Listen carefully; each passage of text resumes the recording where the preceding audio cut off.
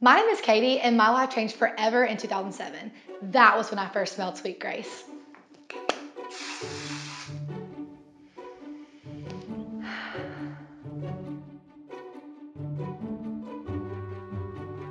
I just love the smell of Sweet Grace.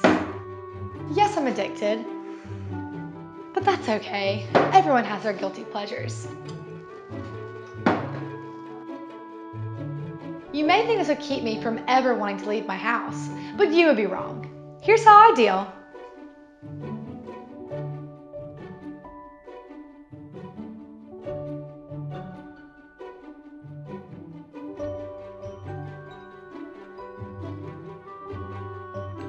All I can say is if you're going to try Sweet Grace, beware, because your life may never be the same again.